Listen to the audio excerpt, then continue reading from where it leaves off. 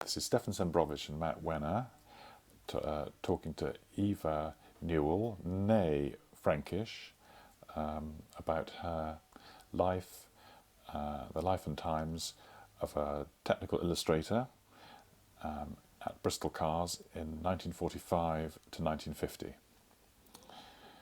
Very pleased that you've agreed to give us your reminiscences of working in the Bristol aircraft and later Bristol car factory. And you've presented the Heritage Trust with an illustrated parts book of which you were the artist, or the technical illustrator, and that's for the parts for the Bristol 400 car. Yes. Let's start with how your artistic career began. How did you first become an artist? Did you go to art school? Yes, 2 years at Hornsey Art School. Right, and what sort of training did you get there? Just general training. Yes. Architecture and perspective and life drawing. And Did you come from an artistic family? Was there an artistic background? Is this something that's in your genes? yes, I think so. And my father was artistic, and my grandfather. Yes. As a profession or just as a hobby? Oh, just as a hobby. Yes. But there was something there that perhaps you inherited I from think them. I did, yes. So you started off as a draftsman for Folland Aircraft, Yes. who were based at... Well, that was after my training. I did a few weeks training at Gloucester Training Centre because I knew nothing about engineering, you see. Right. And they gave me the grounding in engineering.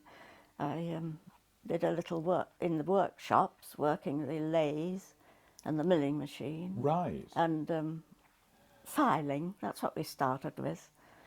So you, Filing. so you couldn't be a technical illustrator without understanding the nature of the pieces, the parts that you had to draw. No, I don't think so. It helped, Yes. certainly. Yes. Yes.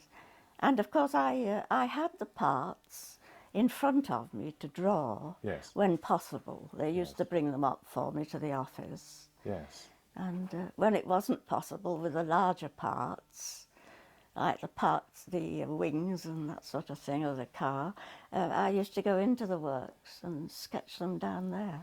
But to start off with, you were in the aircraft factory just as a draftsman Yes, at Folland.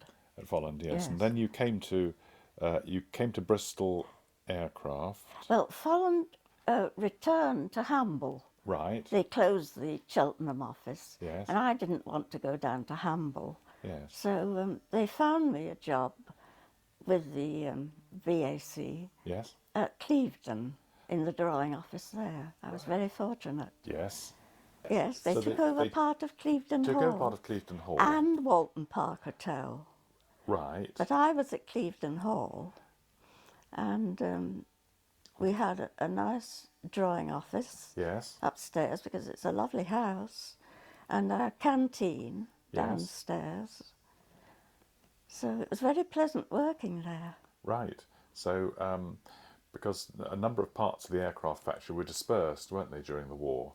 So Yes. they weren't all in one place. So, but you were still under Bristol Aeroplane Company Oh, at that time. yes. Yes. Yes, because there weren't any works at Clevedon, it was just the offices.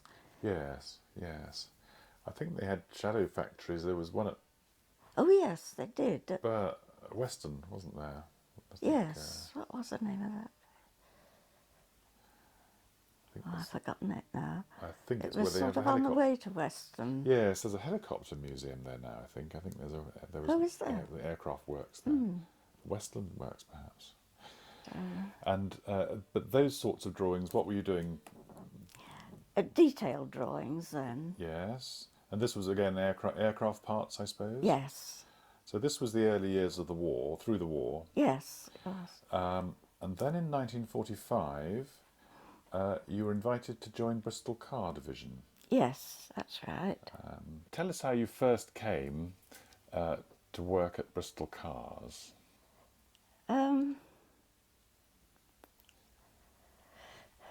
Well, I suppose they'd seen my drawings detailed drawings that Yes. I'd done at Clevedon in the Yes. drawing office, and suggested that I remember I saw, what was it, Mr. Dunn. Mr. Dunn, He yes. was the chief draftsman then. Yes. And so I came up to Bristol for an interview, and he took me on, you see, as a draftsman Yes. in yes. the aircraft drawing office. And so when it came to the car factory, this was in 1945, which must have been at the very, very beginning Yes, it was when they started up. of the car enterprise. Yeah. And where were you first stationed when Bristol Cars started? Well, it was in this bungalow Yes. at Filton, just at the back of the works, Right. just off Golf Course Lane. That's Right. where they started, So there with was a drawing office. just 2 or 3 rooms, I suppose. Well, just one large office. Yes. Yes. Yes. How many of you were there in there? Well, I was the only girl draftsman. There was several men. Yes. I couldn't tell you how many. So when you were doing the 400 parts parts book that we've seen, how did you go about that? How did you do it? Well, from the working drawings, Right. the blueprints. So they give you the blueprints. Yes. I suppose in some cases you'd also need to see the parts themselves. Yes, I did. Yes, they brought me the parts when possible, Yes. and I used to measure them because they were all to scale. Yes. And when it wasn't possible to bring the parts up, I went to the works and drew them down there, Yes. measured them. And Yes. Yes. So what's important for a technical drawing compared to an artist's illustration? What sort of features would you have to concentrate on for this parts well, book? of course, they're planned drawings, you see, that I did. Yes. Not like views of the car. Yes. It was elevation and the plan, Yes. all to scale. Because when I look at a parts manual, it's the quality of the drawings can be so important in helping you understand how the parts fit together, how they work, how they can be Yes. dismantled. Yes. But every little screw and nut, you see, I had to draw. How long would a drawing take? Say one of some of the drawings you've shown Well, I us. used to do them in the sheet, you see, Yes. the page. Yes. How long would a page take? Well, about 2 or 3 weeks, I expect. Really, really. Yes. So the parts book must have been more than a year's work. Oh, yes, it was. Yes. I suppose they were changing some of the parts all the time, were they? As time went by, there'd be developments and alterations, particularly when the car firm was so new. Yes. But I don't think that affected me. Right. Because they'd give me the part to draw, you see, Yes. as it stood. So Who were the principal people working at Bristol Cars in those days? Who was the chief designer and the head draftsman? well, I worked under Sid Bircher, Yes. who was the spares manager. Yes. He gave me a rough layout Yes. of each sheet that I had to draw, Yes. and position the different parts on the sheet. Right. And I worked from that, you see. How about larger parts, things like wings or? Well, those I went down to the factory Yes. and sketched them down there. Yes. Yes. Who else was involved in those very early days?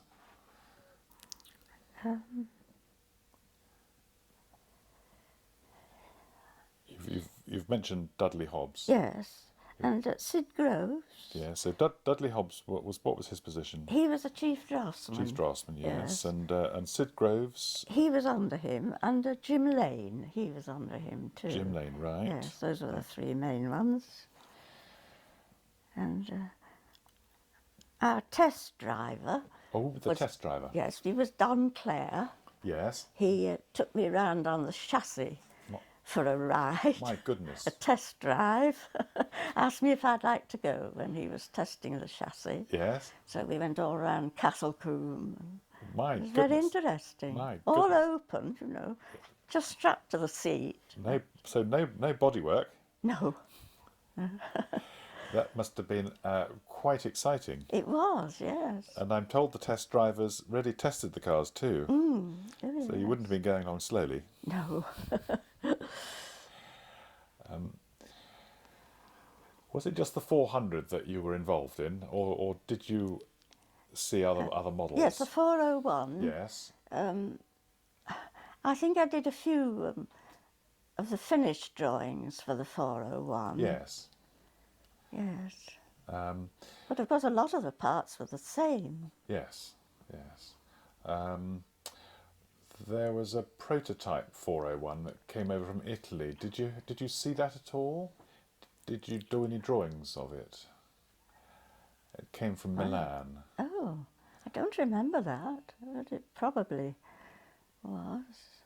I think that's how they had this Superleggera style of coachwork that they then developed in Bristol, and I think improved on a lot, but certainly made to a higher quality. But the first 401s were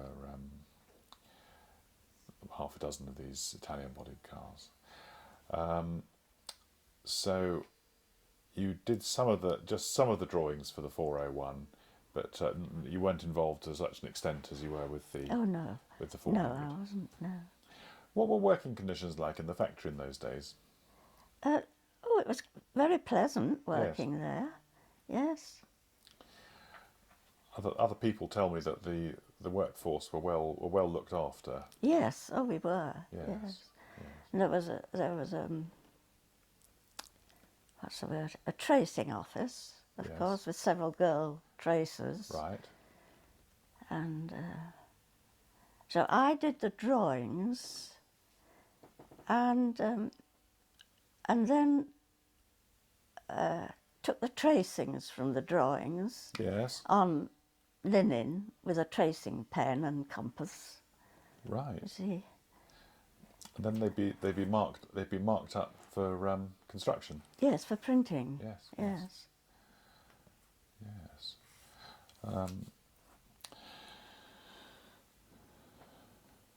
What was your working week? What sort of hours did you work in those days? Oh, 8:30, I Yes. think we started. I used to do a lot of overtime when I was working on the handbook, Yes. you know, to get it finished when they wanted to get it to the printers. So, but I think we were supposed to close to leave at 5. Yes. But I often used to stay till 6:30. Were you there on Saturdays? No, no. Having worked at the aircraft factory through the war, you must have been there when they were bombed. I know, yes. Well, I think that was when we were at Clevedon. Right. When it right. happened, Yes. because they bombed Filton Church, didn't Yes. they? Yes. At the same time. Yes. Yes. It was. But I wasn't there in the factory then. We were down at Clevedon. They moved all the drawing office down to Clevedon. Yes. Yes. We had food rationing in those days, didn't we? Oh, yes. Well, I can remember that. Yes. So, were you fed in were you fed in the works canteen? Yes, we had a nice canteen. Yes. Lunch or breakfast or? Not breakfast, No. no. I was in lodgings. I was in a girls' hostel in Cheltenham. Yes. So we had a good breakfast early before we started. Yes, yes. And yes, it was quite pleasant. And then we had a canteen for a midday lunch at Cheltenham in the old coach station, the old black and Yes. white coach station. Right, right.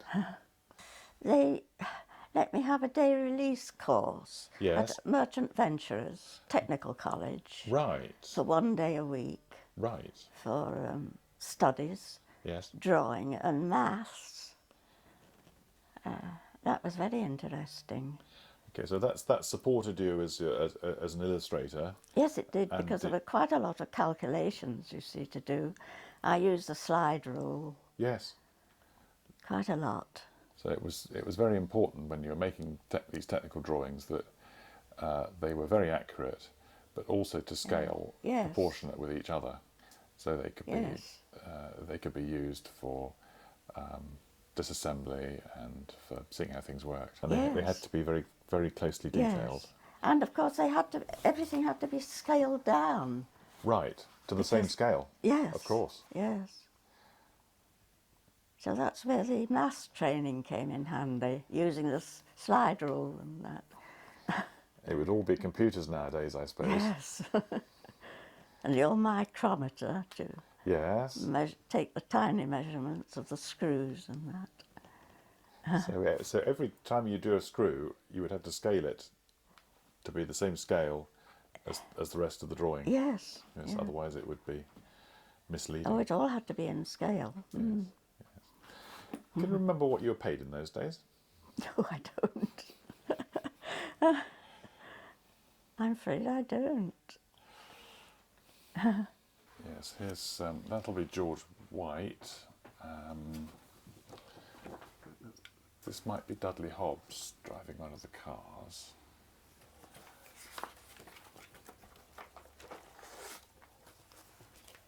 I wouldn't recognise him myself, but No, I hardly remember what he looked like now. here's one of the racing cars outside. We think it might be Filton House. I think this might be Dudley Hobbs.